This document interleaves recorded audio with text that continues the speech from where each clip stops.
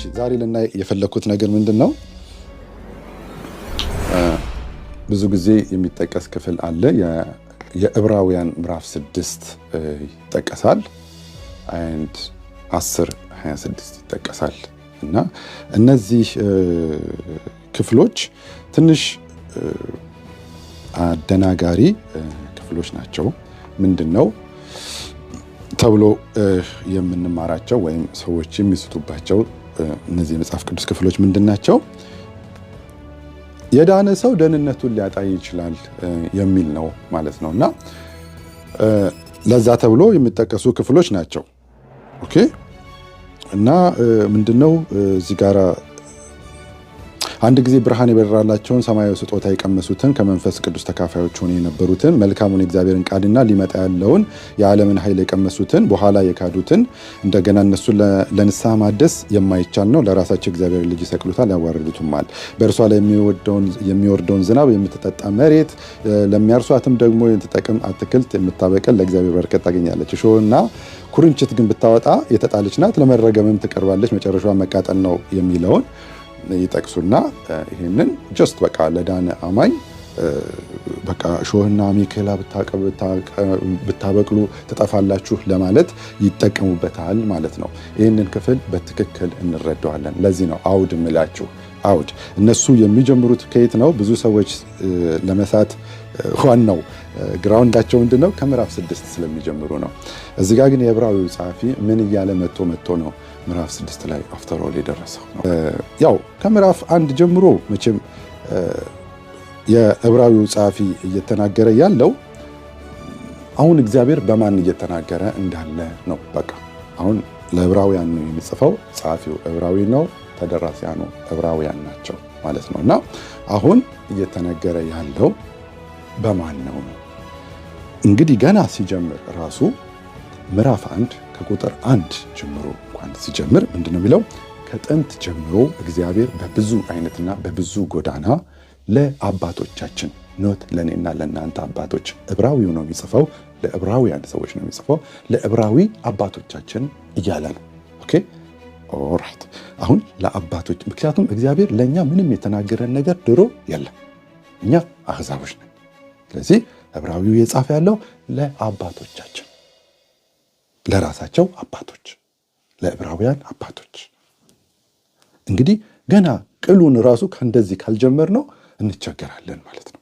እሺ ለአባቶቻችን በነቢያት አፍ ተናግሮ፣ ለአሕዛብ ነቢያት የሉንም ነበረ።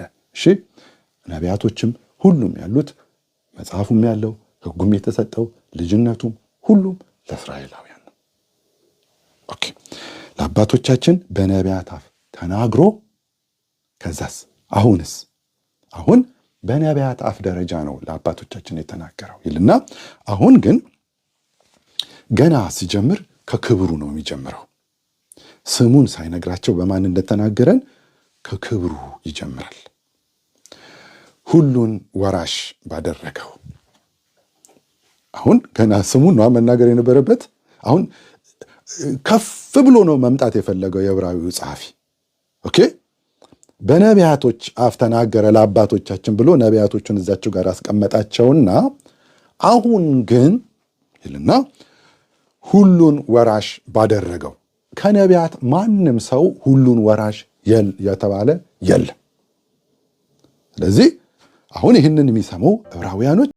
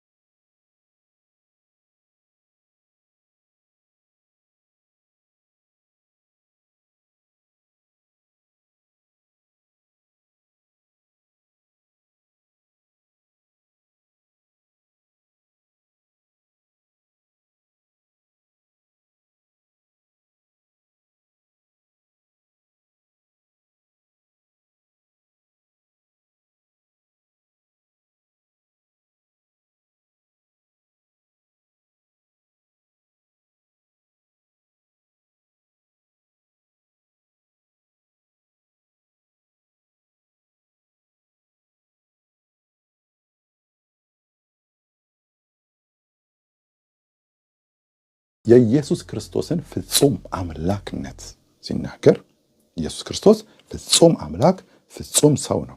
ስለዚህ አምላክ ሆይ በዛ ይጠራውና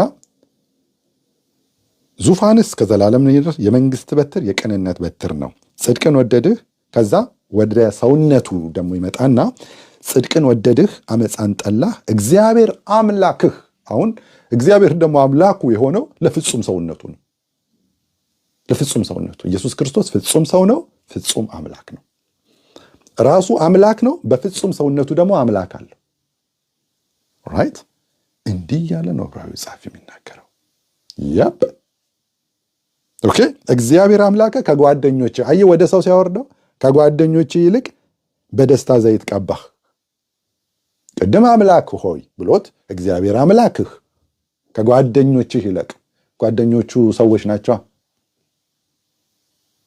ራይት ስለ ፍጹም ሰውነቱና ስለ ፍጹም አምላክነቱ ነው እዚህ ጋር እያወራ ያለው። ደግሞስ 10 ላይ ደግሞ ጌታ ሆይ አዮ ጌታ ደግሞ አደረገው። በቃ እንዲህ እየመላለሰ ነው የሚያደርገው ማለት ነው። ፍጹም ሰውነቱን ፍጹም አምላክነቱን ጌታ ሆይ አንተ ከጥንት ጀምሮ ምድርን መሰረትህ። አምላክነቱን ደግሞ ያወራል እዚህ ጋር ይመጣና ሰማዮች የእጆች ስራ ናቸው እንደሚወጣላቸው የማ የልጁ የዚህ ልጅ እነሱ ይጠፋሉ፣ አንተ ግን ጸንተህ ትኖራለህ። ሁሉም እንደ ልብስ ያረጃሉ፣ እንደ መጎናጸፊያም ትጠቀልላቸዋለህ። ይለወጡማል፣ አንተ ግን አንተ ነህ። ዓመታቶችህ ከቶ አያልቁ። ኦኬ እንደዚህ ብሎ ነው ከፍ ብሎ የዕብራዊው ጸሐፊ እንዲህ እያለ ይመጣባቸዋል ማለት ነው። እነ ሙሴን እነ ሕጉን እነ ነቢያቶችን እታች ያወርድባቸውና ልጁን እላይ ይሰቅለዋል። ልጁን አምላክነቱን ሰውነቱን አምላክነቱን ሰውነቱን እያደረገ ይናገራል ማለት ነው። እኔ የምፈልገው ክፍል ከአትሊስት ከ4 ጀምሮ እናንበበው ማለት ነው። ኦኬ እሺ። አሁን እዚህ ጋራ በጣም ወሳኝ ልናየው የሚገባ ነገር አለ። አሁን የዕብራዊው ጸሐፊ እዚህ ጋራ ቴዎሎጂ ስለሆነ የምናወራው ቀስ እያልኩኝ ነው ማወራው፣ እናንተም ቀስ እያላችሁ ስሙኝ እሺ። ጀስት ያውን ስብከት ትሻገራለህ፣ በዚህ ትወጣለህ፣ በዚህ ትገባለህ አይደለም። ይሄ አሁን ቴዎሎጂ ነው እያወራን። ጥንቃቄ ያስፈልገ ብትችሉ ሞባይላችሁን አውጥታችሁ መጽሐፍ ቅዱሳችሁን ከፍታችሁ ዕብራውያን ምዕራፍ 4 ከቁጥር 1 ጀምሮ ነው እያነበብኩኝ ያለሁት። ከዛ በኋላ 6 ጋር እንደርሳለን ማለት ነው። ቀላል ሶ ሲምፕል። እሺ አንደኛ እንግዲህ ወደ ዕረፍቱ ለመግባት አሁን ይጀምራል። እንደዚህ ያለው ልጅ እንግዲህ ኃጢአታችን በራሱ ካነጻ በኋላ በሰማያት በግርማው ቀኝ የተቀመጠ ነው። ፈጣሪ ነው፣ አምላክ ነው፣ ደግሞም ሰው ነው። ኦኬ እንግዲህ ወደ ዕረፍቱ ለመግባት ተስፋ ገና ቀርቶልን ከሆነ ምናልባት ከእናንተ ማንም የማይበቃ መስሎ እንዳይታይ እንፍራ። አሁን ይኸውልህ እንግዲህ እዚህ ጋር ነው እንግዲህ ይጠቀስልሃል። አሁን ከዚህ በኋላ ማንም የማይበቃ መስሎ እንፍራ እኮ ይላል ቃሉ። እንፍራ ወገኖቼ። ቆይ አሁን ይህንን አባባል የዕብራዊው ጸሐፊ ከማጋራ እያገናኘ እንደሚነጋገር እናያለና ቀስ እያለን ከዛ በኋላ ሁሉ ነገር ግልጽ ይሆንልናል ምን እያላቸው እንደሆነ ማለት ነው። ከዛ ይኸው መጣል ተመልከት። ቁጥር 2 ላይ እኮ ነው ለእነዚያ ተመልከት። እንግዲህ አሁን መጣው ይኸው የዕብራዊው ጸሐፊ ነው፣ ለዕብራውያን ነው እየጻፈላቸው ያለው። ለእነዚያ ብሎ ጀመረ። ለእነማ? እነዛ ማን ናቸው? ቁጥር 4 ለእነዚያ ደግሞ እንደተነገረ ምንድን ነው የተነገረው? ለእነማን ነው? ለአባቶቻቸው። ለእነዚያ እንደተነገረ ለእኛ የምስራች ተሰብኮልናልና ዘሴም ነገር ነው። ለአባቶቻቸውም ተሰብኮላቸዋል፣ ለእኛም አሁን እየተሰበከልን ነው። አሁን ወደ ገደለው ነው የምንገባው። አባቶቻቸው አፍተር ኦል ከከነዓን ለምን ቀሩ? ምን ነበር ችግሩ? ቦታው ላይ ሄደን እናየዋለን። ለእነዛ የተባሉት ሰዎች ጋር ሄደን እናጠናለን። ከዛ በኋላ ዕብራዊው ጸሐፊ ይህንን ነው እያገናኘ የሚናገረው ማለት ነው። ለእነዛ ደግሞ እንደተነገረ ለእኛ የምስራቹ ተሰብኮልናልና። ከዛ እነዛ ጋር እንሄዳለን። ዳሩ ግን የሰሙት ቃል ከሰሚዎቹ ጋር ቁልፍ ቃል በእምነት ስላልተዋሃደ አልጠቀማቸው። እነማ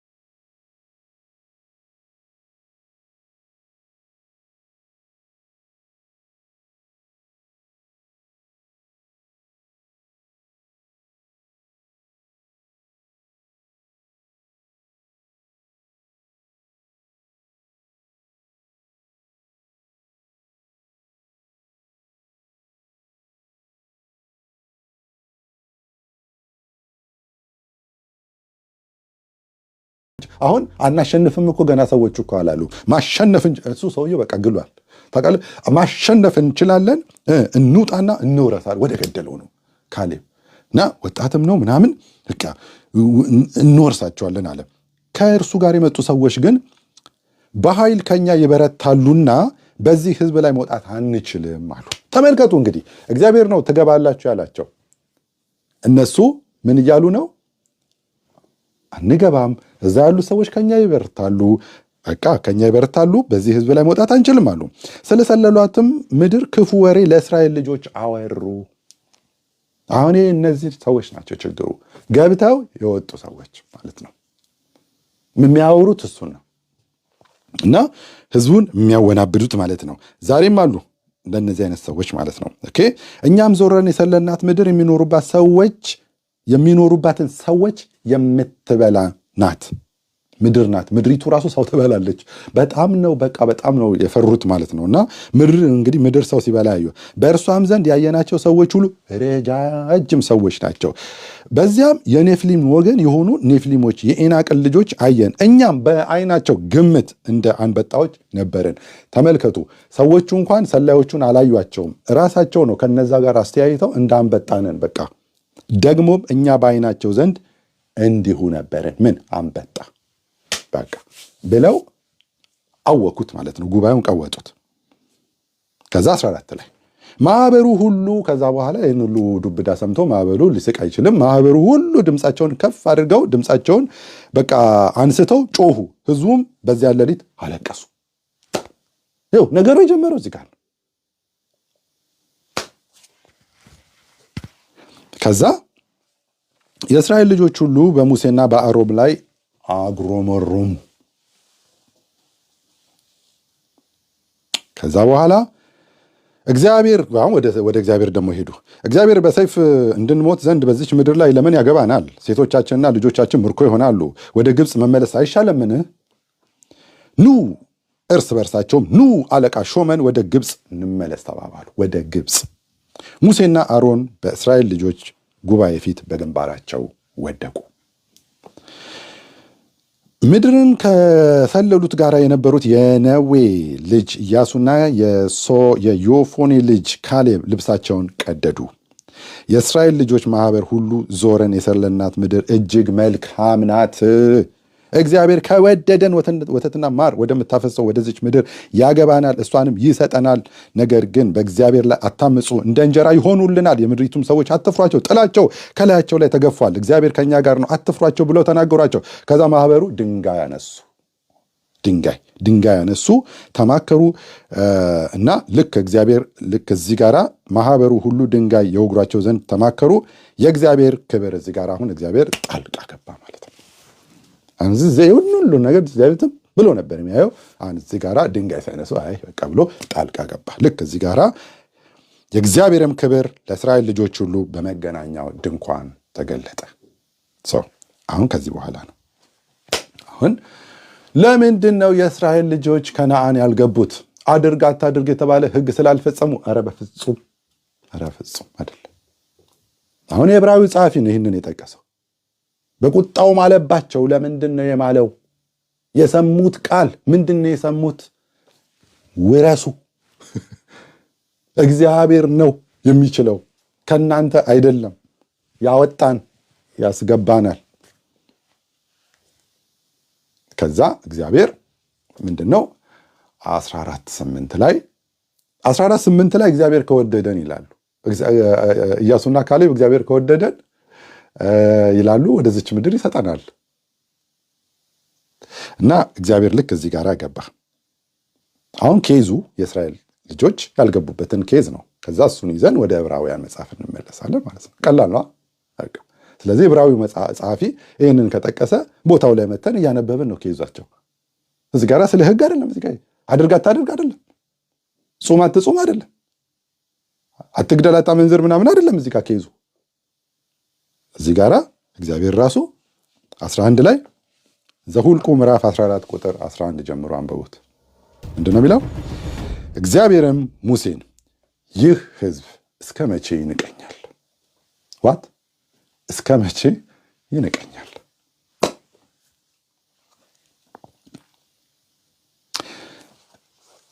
በፊቱ ባደረግኩት ተአምራት ሁሉ እስከ መቼ አያምንብኝም? እምነት የሰሙት ቃል ከሰሚዎቹ ጋር በእምነት ስላልተዋሃደ አልጠቀማቸውም። ውረሱ የሚለው ግቡ የሚለው ለነዛ እንደተነገረ የሚለው እኮ ዕብራዊው ጸሐፊ ለእኛም ተሰብኮልናል የሚለው ለነዛ የተነገረው ግቡና ውረሱ ነው። ለእኛም ድናችኋል ነው፣ ገብታችኋል ነው። እሱ ጋር እንመጣበታለን። ለእኛም ይሁን የተነገረን ግን ውረሱ፣ ድናችኋል፣ ገብታችኋል የሚለው ነገር አሁን እንዳለው ፒፕል በእምነት አልተዋሃደም። አሁንም እያስቸገሩን ነው። እና ይሄ ጸጋ ማለት የጎረምሳ ሆኗል። አሁንማ በቃ የጎረምሳ የወጣቱ ጸጋ የሚለው ነገር በቃ ምራቅ ያዋጠ ሰው ጸጋ ማለት አቁሟል ኢትዮጵያ ውስጥ ማለት ነው። አስቸጋሪ ነው እና በጣም ነው የሚያስቁት። ምራቅ ዋጥ ካደረክ ጸጋ አትልም። በቃ እንዴ ወገኖች በዚህ ውጡ በዚህ ግቡ ነው ማለት ያለብህ። እና እዚህ ጋር እግዚአብሔር የገባው የጨረሰውን ያለቀለትን ነገር ሰዎቹ አሜን ብለው መቀበል አልቻሉም። እስከ መቼ ይንቀኛል? እንፍታው።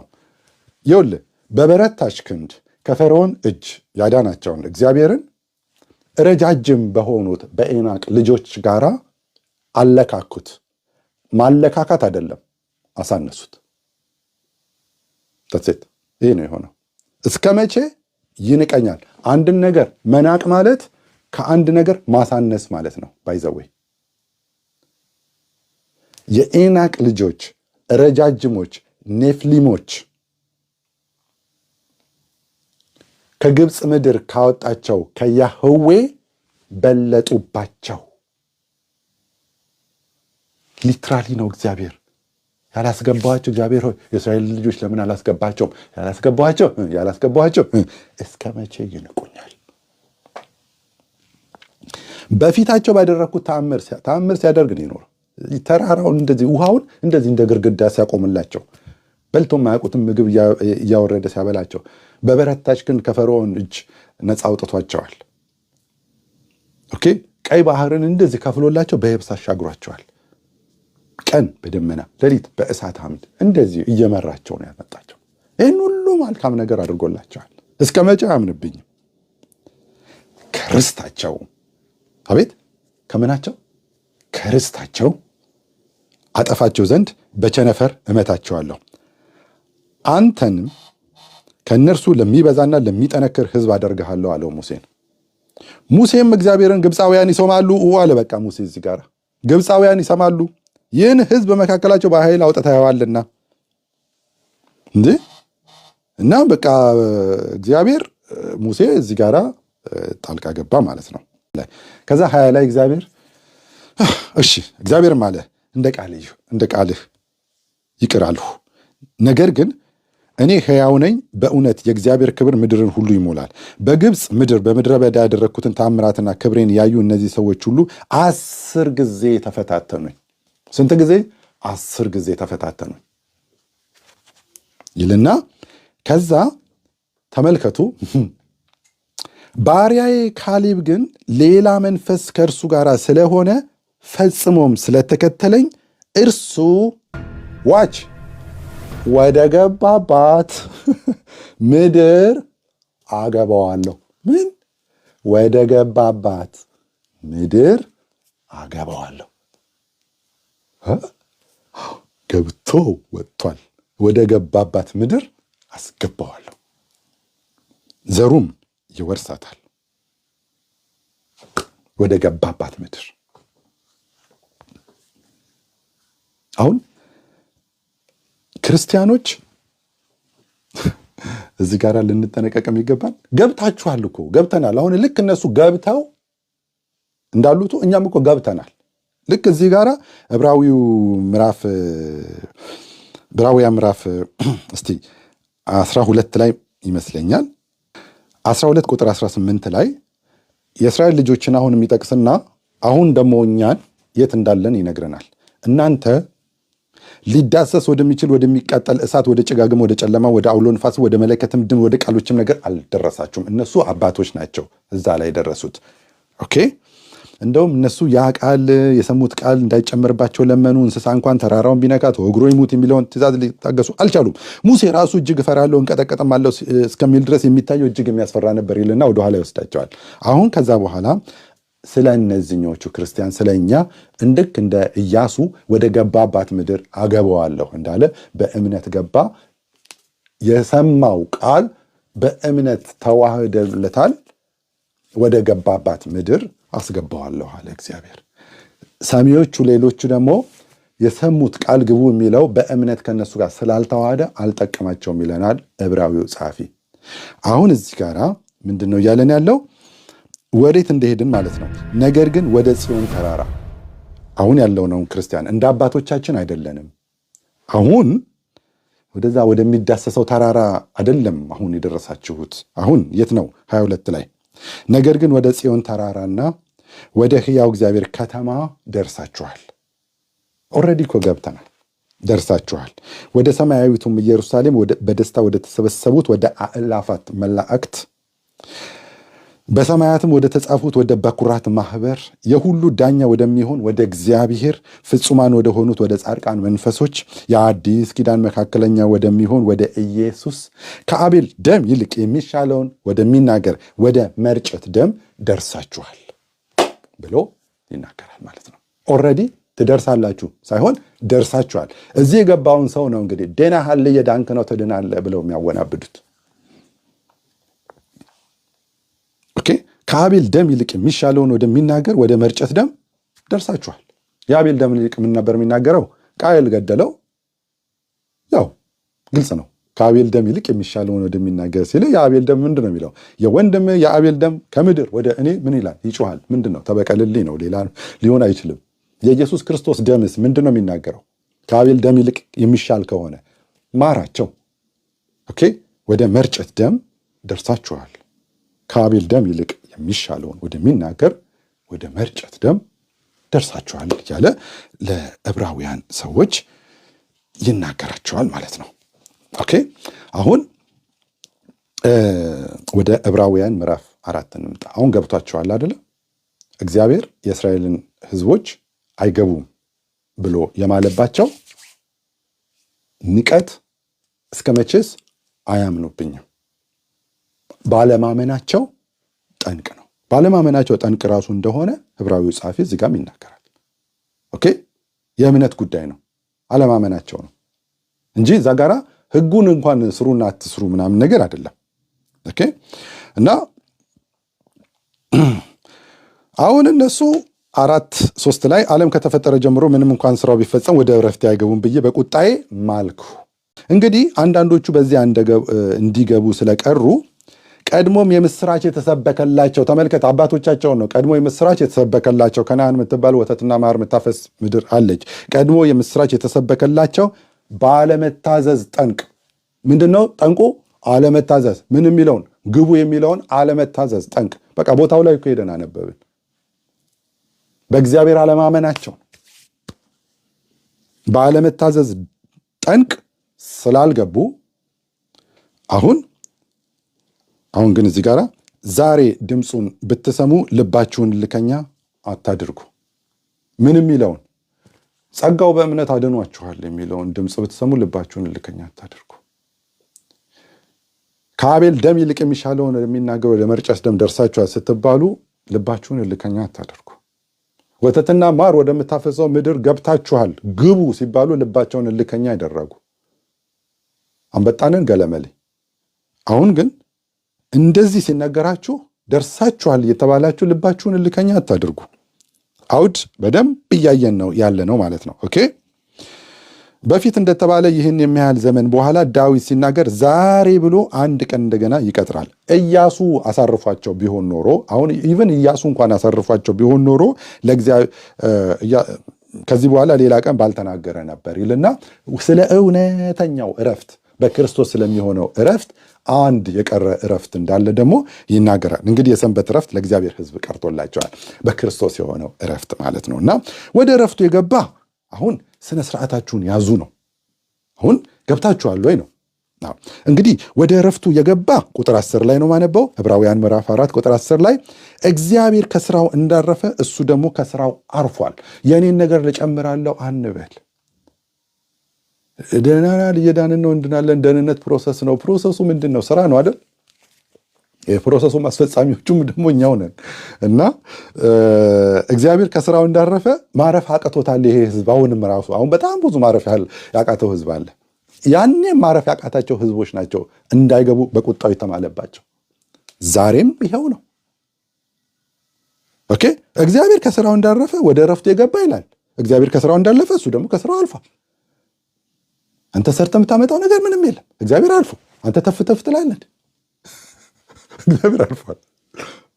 እኛ ተፍተፍ ማለት አያስፈልገንም። ከዛስ 11 እንግዲህ እንደዛ እንደ አለመታዘዝ ምሳሌ አሁን አውዱ ተያያዘላችሁ ቆይታችሁ የገባችሁ ይሄው ቪዲዮ በዩቲዩብ ይለቀቃል። ኦራይት ስለዚህ ችግር የለውም ማለት ነው። እና ከወዲሁ እንትን በሉ ያወራን ያለነው ዘሁልቁ ጋር 13 ጋር ሄደን ነው የእስራኤል ልጆች እንዳልገቡ እንዴት እንዳልገቡ ያልገቡበትን ምክንያት በእግዚአብሔርን ንቀት ከኢናቅ ልጆች ማሳነስ በእግዚአብሔር አለማመን ነው ባጭሩ አለማመን። እንግዲህ እንደነዚያ አለመታዘዝ ምሳሌ ማንም እንዳይወድቅ እነዛ ምን አደረጉ? ወደቁ። አውቄ ነው መደጋገመው። ለምንድን ነው የወደቁት? ንቀት ያለቀ ነገር ላይ እጃቸውን መቀሰር ስለፈለጉ እኛን አንበጣንን ገለመሌ ማን የሆነ ነገር ሁኑ አላቸው። ግቡና ውረሱ የተባሉት ማን ረጃጅም ሁኑ አላቸው። ምን አገባቸው?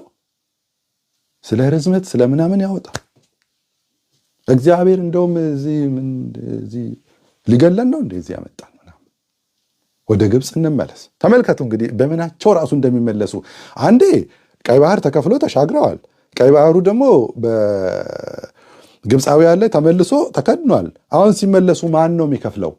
ቤቱ ጋር ሊመለሱ ነው። ክሬዚዎች ናቸው ማለት ምን አይነት ሰዎች ራሱ እንደሆኑ በጣም ነው እንትን ግራ የሚገባኝ ማለት ነውና ወደ ግብፅ እንመለስ ይላሉ። አለቃ ሾመው ወደ ግብፅ ሊመለሱ በዋና ሊያልፉት ማለት ነው ያን የተዘጋውን ቀይ ባህር። እና አልገባኝም ብቻ ሐሳባቸው ምን እንደሆነ አልገባኝም። እና በቃ ነው እና እነዛ እንደ አለመታዘዝ ምሳሌ ማንም እንዳይወድቅ እነሱ እንደወደቁት ከእምነት ነው። እሺ ማንም እንዳይወድቅ ወደዛ እረፍት ለመግባት እንትጋ። ወደ እረፍቱ መግባት ያለባቸው በምን ነበረ? በእምነት በእግዚአብሔር ላይ በመታመን። አሁንም እኛ ወደ እረፍቱ የገባ ነው በምንድን ነው? በእምነት። አሁን እዚህ ጋር እንትጋ የሚለው ተፍ እንበለው ነው ላይ እኮ እግዚአብሔር ወደ እረፍቱ የገባ ከእግዚአብሔር ከስራው እንዳረፈ እሱ ደግሞ ከስራው አልፏል ብሏል። ስለ ስራ አይደለም እዚህ ጋር የሚያወራው። እንትጋ የሚለው ስራ ትጋት ምናምን አይደለም። ኖ በእምነት ትጋት ማለት ነው። እዚህ ጋር የእምነት ትጋት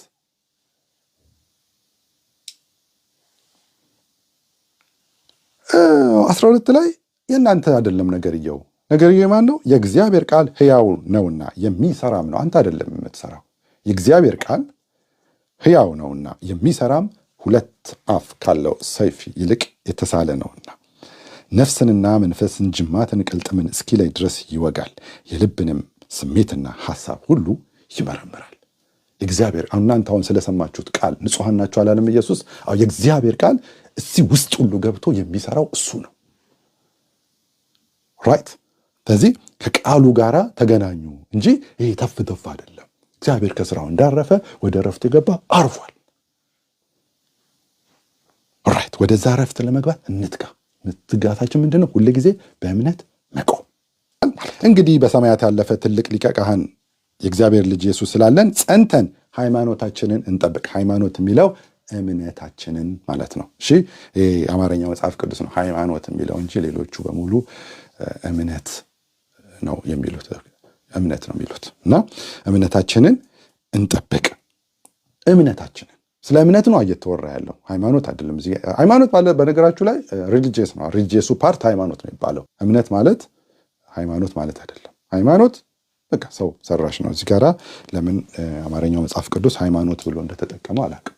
ሃይማኖት አይደለም። እዚህ ጋራ እምነታችንን እንጠብቅ ነው የሚለው። ኤኒ እንግሊዝኛ መጽሐፍ ቅዱስ ኢቭን አዲሱ መደበኛ ትርጉምም ሃይማኖታችንን ሳይሆን የሚለው እምነታችንን ነው። ስለ እምነት ነው እየተወራ ያለው። በሰማያት ያለፈ ሊቀ ካህናት የእግዚአብሔር ልጅ ኢየሱስ ስላለን ጸንተን እምነታችንን እንጠብቅ።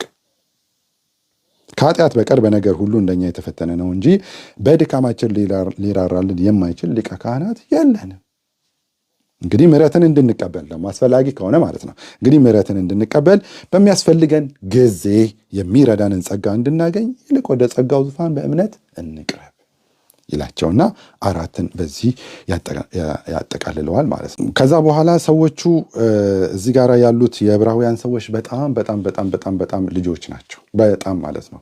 ኦኬ አሁን ይህንን ነው እንግዲህ እየተናገረ ያለው ማለት ነው። እና ምንድን ነው የሚለው? ስለ እርሱ የምንናገረው ብዙ ነገር አለን። 5:11 ላይ እንኳን ስንሄድ ያው ስለ እርሱ የምንናገረው ብዙ ነገር አለን፣ ጆሮዎቻችሁ ስለፈዘዙ ይላቸዋል። ጆሮዎቻችሁ ስለፈዘዙ በቃል ልንተረጎመው ጭንቅ ነው። ይሄ የዕብራዊው ጸሐፊ ብዙ የምንናገረው ነገር አለ፣ ግን ጆሮዎቻችሁ ስለፈዘዙ በቃል ልንተረጉመው ጭንቅ ነው። እንደው በጣም የቆዩ ክርስቲያኖች ናቸውና ይቅርታ በጣም የቆዩ ክርስቲያኖች እንደሆኑ እዚህ ጋር ያሳብቅባቸዋል። ቁጥር 12 ላይ 5:12 ላይ ከጊዜው የተነሳ በጣም ረጅም ጊዜ ነው ማለት ነው። ከጊዜው የተነሳ አስተማሪዎች ልትሆኑ ሲገባችሁ አንድ ሰው ስለ እግዚአብሔር ቃላት መጀመሪያ ያለውን የሕፃንነትን ትምህርት እንዲያስተምራችሁ እንደገና ያስፈልጋችኋልና። የሚያስፈልጋችሁ ወተት እንጂ ጠንካራ ምግብ አይደለም።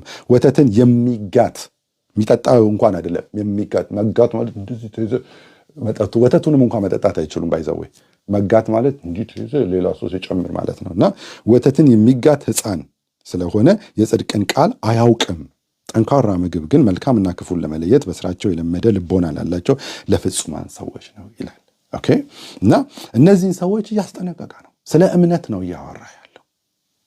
ከዛ 5 በዚህ ያልቅና እና 6 ላይ ስለ ክርስቶስ ነገር መጀመሪያ የሚናገረውን ቃል ትተን ወደ ፍጻሜ እንሂድ፣ መሰረትን ደግመን አንመስረት እያለ ነው ከዚህ በኋላ የሚያወራው ማለት ነው። ኦኬ። መሰረትን ደግመን ከዚህ በኋላ አንመስረት። መሰረቱ ምንድን ነው? እሱም ከሞተ ስራ ንስሐ። ገና ሰዎቹ እዚህ ጋር ናቸው። ከሞተ ስራ ንስሐ፣ በእግዚአብሔር እምነት፣ ስለ ጥምቀቶች፣ እጆችን ስለ መጫን፣ ስለ ሙታን ትንሣኤ፣ ስለ ዘላለም ፍርድ ትምህርት።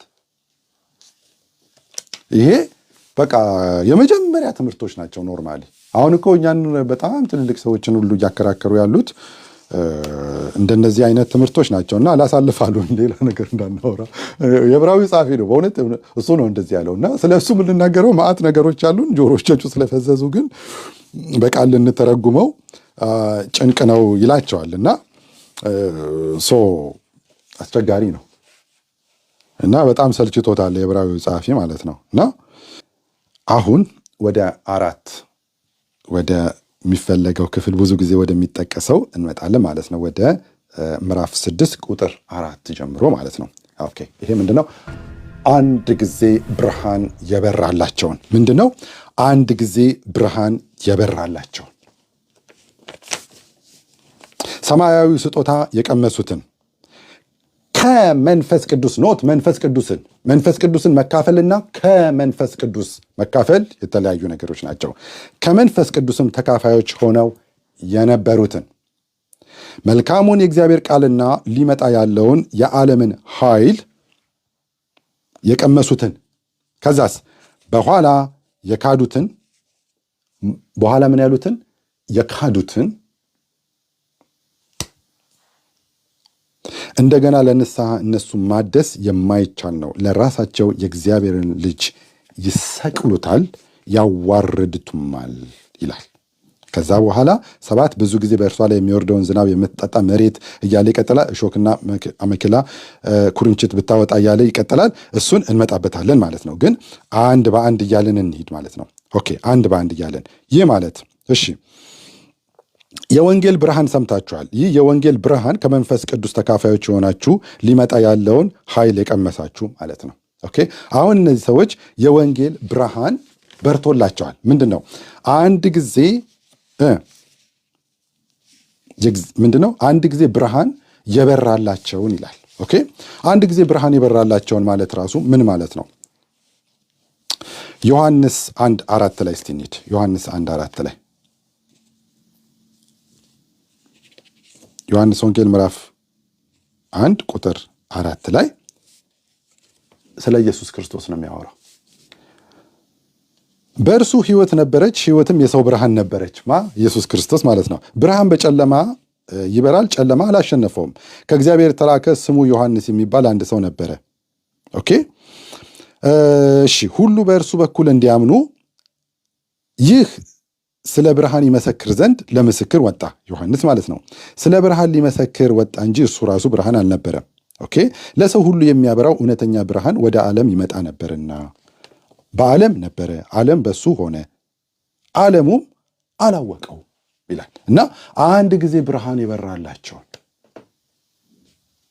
ሲል ቀጥታ እዚህ ጋር እየተናገረ ያለው ለአይሁድ ማህበረሰብ ነው። ዮሐንስ እዚህ ጋራ እየተናገረ ያለው ማለት ነው 11 ላይ እንደዚህ ይላል፣ ዓለም ብርሃን መጣ፣ ብርሃን የበራላቸው ነበረ፣ ብርሃኑን ግን አልተቀበሉትም። እንደውም በደንብ ይናገራል። እሺ 11 ላይ የእርሱ ወደ ሆነው መጣ፣ ይሄው ብርሃን፣ የገዛ ወገኖቹ አልተቀበሉትም ይላል። እና አንድ ጊዜ ብርሃን የበራላቸውን የሚለው እሱ ነው ማለት ነው። ኦኬ የእርሱ ወደ ሆኑ መጣ፣ የገዛ ወገኖቹ አልተቀበሉትም ማለት ነው። ኦኬ ሪጀክት ነው ያደረጉት። ከዛ አንድ ጊዜ ብርሃን የበራላቸውን ሰማያዊ ስጦታ ማን ነው? ጌታችን ኢየሱስ ክርስቶስ ነው። ሰማያዊ ስጦታ የቀመሱትን ከመንፈስ ቅዱስ ተካፋዮች፣ መንፈስ ቅዱስን አይደለም ባይዘዌ፣ ከመንፈስ ቅዱስ ተካፋዮች የነበሩትን ማለት ነው። አሁን እንግዲህ ከመንፈስ ቅዱስ ተካፋዮች ማለት ምን ማለት ነው? መንፈስ ቅዱስ በኢየሱስ ክርስቶስ ሆኖ የሚሰራውን ስራ ሪጀክት ያደረጉ ማለት ነው። ከመንፈስ ቅዱስ ስራውን ተካፍለውታል፣ ግን ያንን ከመንፈስ ቅዱስ ተካፋዮች የነበሩትን የሚለው እሱን ነው። መንፈስ ቅዱስን እንደኛ አልተካፈሉም። የሚያወራው እሱን ነው። ሪጀክት ስላደረጉ አይሁዶች ነው የሚያወራው እዚህ ጋር። ዕብራውያን ምዕራፍ 6 ከቁጥር 4 ጀምሮ የሚያወራው ሪጀክት ስላደረጉት ሰዎች ነው። ኦኬ ከብርሃኑ ጀመረ፣ ብርሃኑ ተገለጠ፣ ዓለም አላወቀውም። ወደ እርሱ ወደ ሆኑት መጣ፣ እርሱ ወደ ሆኑት ማን ናቸው? ኦሮሞ፣ አማራ፣ ትግሬዎች ናቸው? አይደሉም። ምኖች ናቸው? እስራኤሎች ናቸው። የገዛ ወገኖቹ እስራኤሎች አልተቀበሉትም። ኦኬ ለተቀበሉት ሁሉ ግን በስሙ ለሚያምኑ ለእነሱ የእግዚአብሔር ልጆች የሆኑ ዘንድ ስልጣን ሰጣቸው። እሺ እና የገዛ ወገኖቹ መጣ፣ የገዛ ወገኖቹ አልተቀበሉትም። ብርሃኑን ሪጀክት አደረጉት። ከዛስ እሺ ሰማያዊ ስጦታ ኢየሱስ ክርስቶስ ነው። እሱን አልተቀበሉትም። አንድያ ልጁን ዓለሙን ሁሉ ወዷልና አንድያ ልጁን ሰጠ ነው የሚለው። ሰማያዊ ስጦታ እሱ ነው። እሱን አልተቀበሉትም። ሰማያዊ ስጦታ የቀመሱትን ቀምሰውታል፣ አለ አይተውታል፣ ግን የቀመሱትን ኦኬ ሰማያዊ ስጦታ አልተቀበሉትም። ከመንፈስ ቅዱስ ተካፋዮች የሆኑትን የሚለው ኢንተረስቲንግ ነው። እንሂድ ማቴዎስ 12 ላይ ከመንፈስ ቅዱስ ተካፋዮች ማለት መንፈስ ቅዱስ በኢየሱስ ክርስቶስ ሆኖ የሚሰራውን ስራ አለመቀበል ወይም ደግሞ እሱን ሪጀክት ማድረግ ማለት ነው። 12 ላይ 12 ከስንት ጀምሮ እናንብበው? ከ28 ምንድን ነው የሆነው? ኢየሱስ ክርስቶስ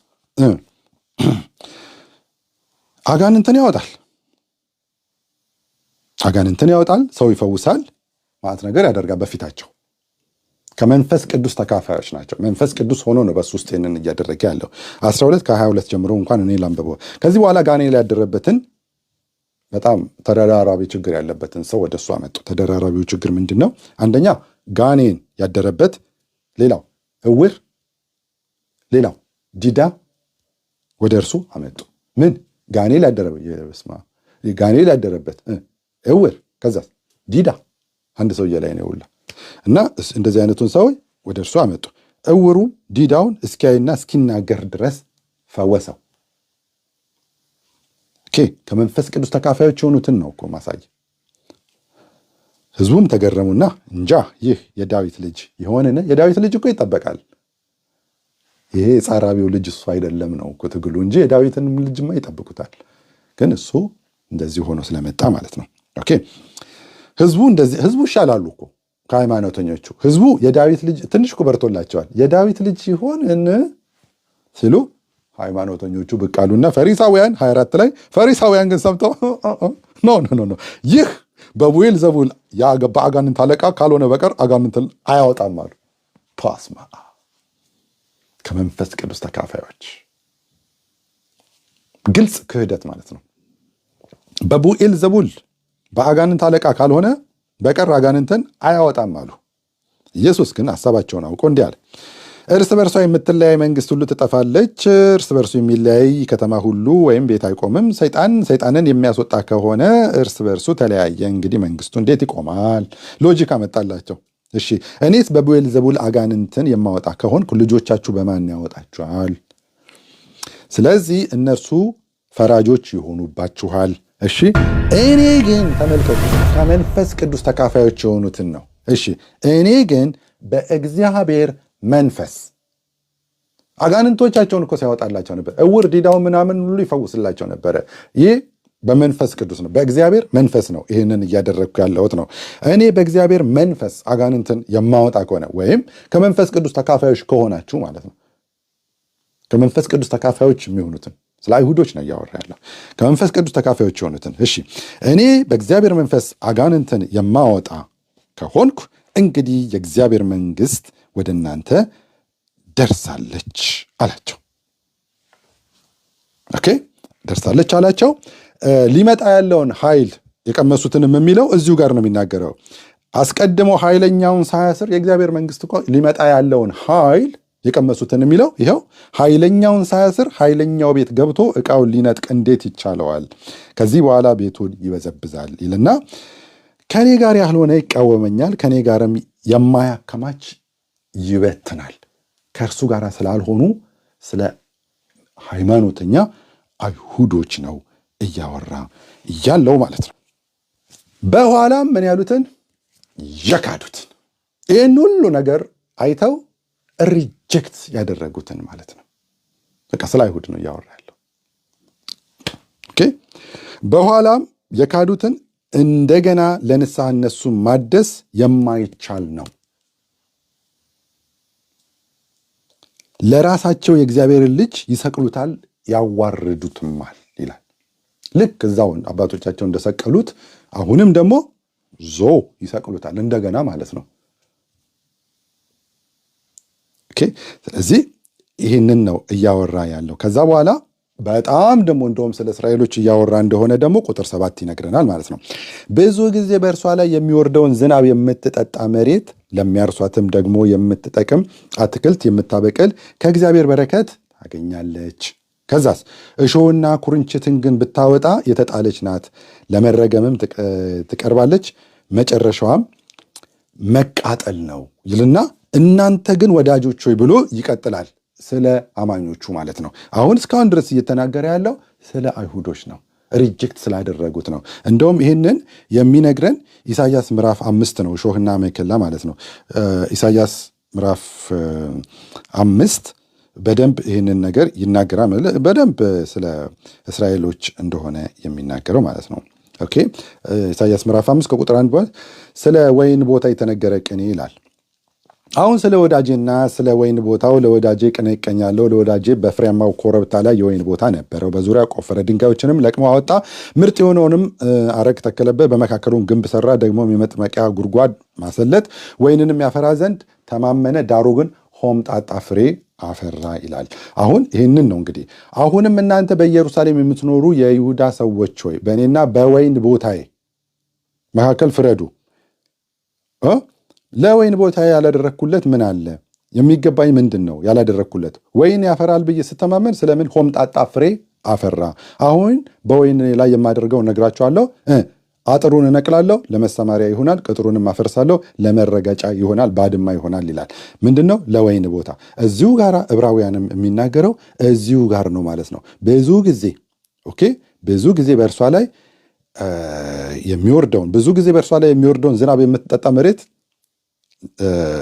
ደግሞ የምታበቅል አትክልት የምታበቅል ለእግዚአብሔር በረከት ሆናል። እሾህና ኩርንችት ግን ብታወጣ የተጣለች፣ ለመረገምም ትቀርባለች፣ መጨረሻዋም መቃጠል ነው ይላል። ስለዚህ ከኢሳያስ ጋራ ነው የሚያገናኘው ማለት ነው።